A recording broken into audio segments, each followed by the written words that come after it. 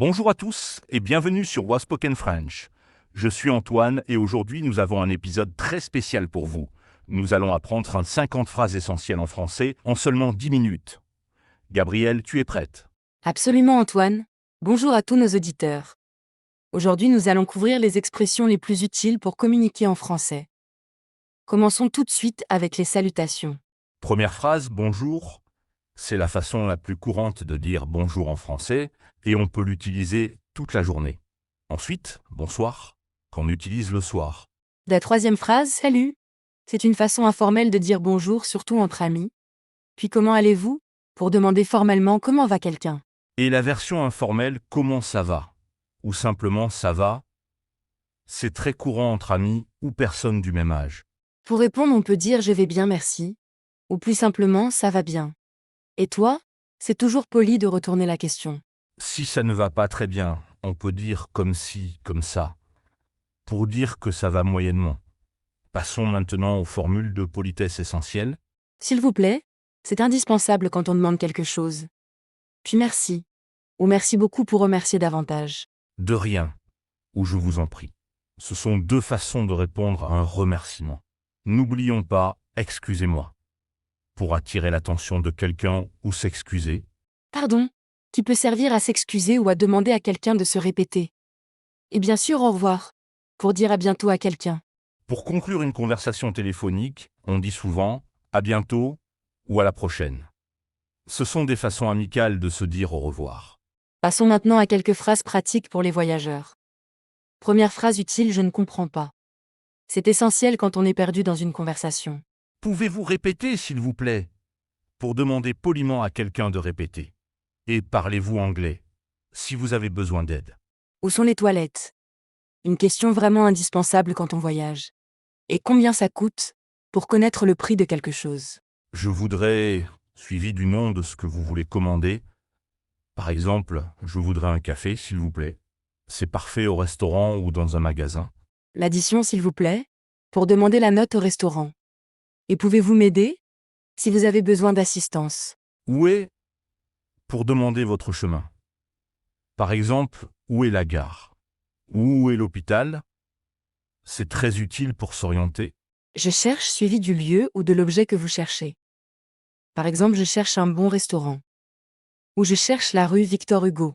Maintenant, quelques phrases pour se présenter. Je m'appelle suivi de votre nom. Et je suis suivi de votre nationalité ou profession. Enchanté de faire votre connaissance. C'est une formule polie après avoir été présenté à quelqu'un. Puis d'où venez-vous? Pour demander l'origine de quelqu'un.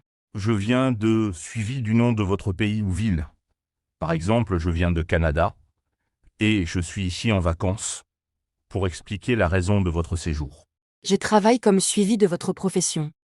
Et j'habite à suivi du lieu où vous vivez. Ce sont des informations basiques pour vous présenter.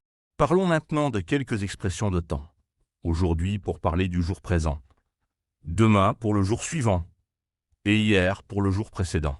Ce matin, cet après-midi, ce soir, pour parler des différents moments de la journée, et cette semaine, le mois prochain, l'année dernière, pour situer dans un temps plus large. À quelle heure? Pour demander l'heure d'un événement. Par exemple, à quelle heure ouvre le musée? Et quelle heure est-il? Pour demander l'heure actuelle. Il est suivi de l'heure.